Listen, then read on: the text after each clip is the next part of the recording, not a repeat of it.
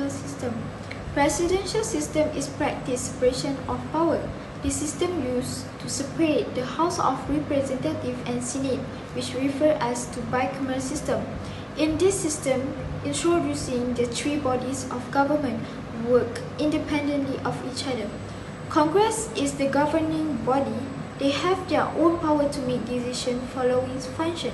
Also, the executive will be held by the election by the people in 4 to 5 years. Presidents as the head of state to govern in parliament as the minister of cabinet. The executive.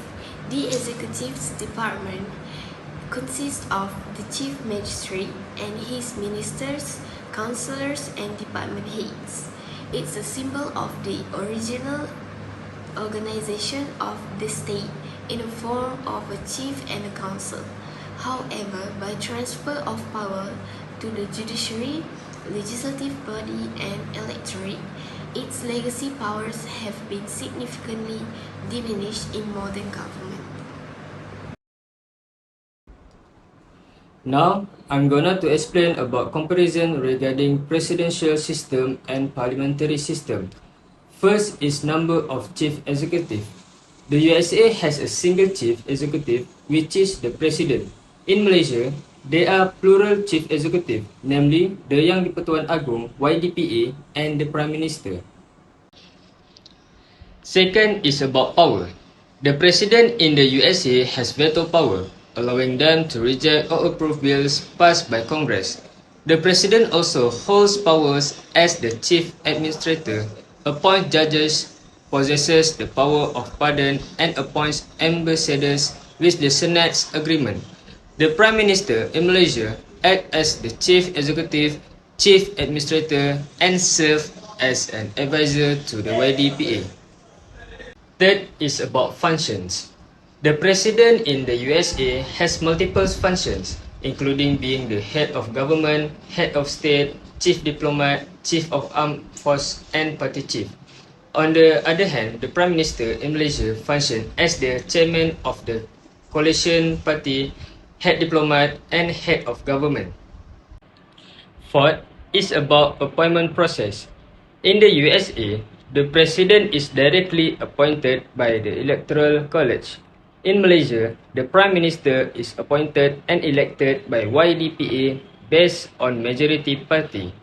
The majority party is determined through the general election held every 5 years, and the president of the winning party becomes the Prime Minister.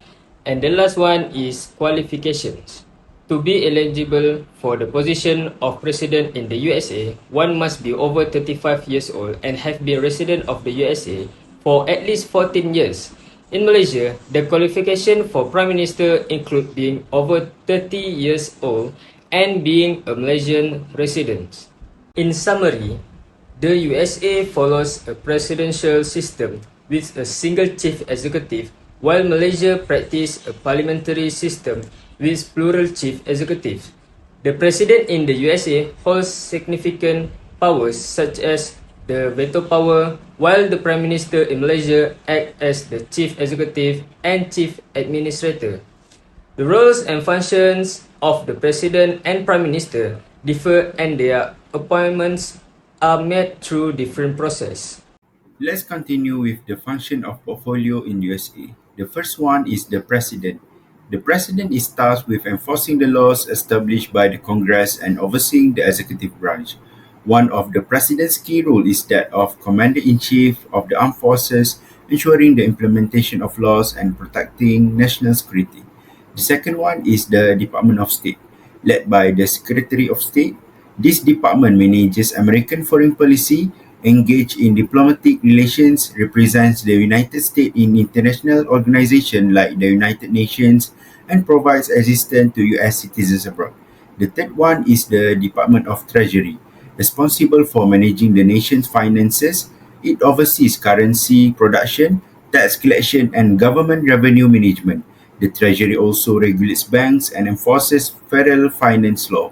The fourth one is the Department of Defense. It's responsible for national security and the prevention of conflict.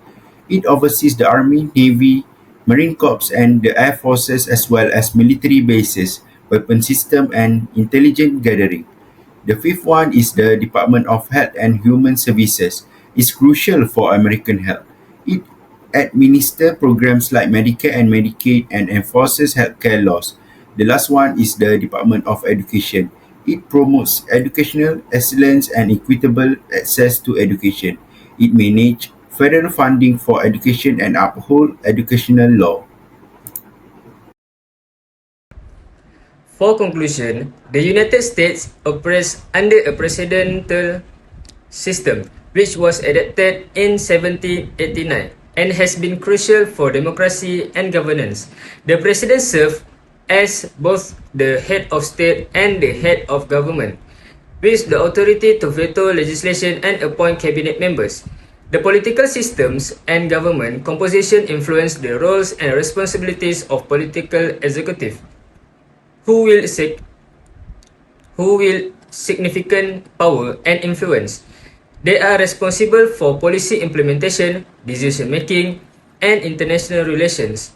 The presidential system has been a resilient and adaptable component of American governance, allowing the country to navigate challenge and uphold democratic values for over 2 centuries. It has also served as a model for other countries seeking to establish democratic governments, emphasizing checks and balance, separation of power, and regular elections. Thank you.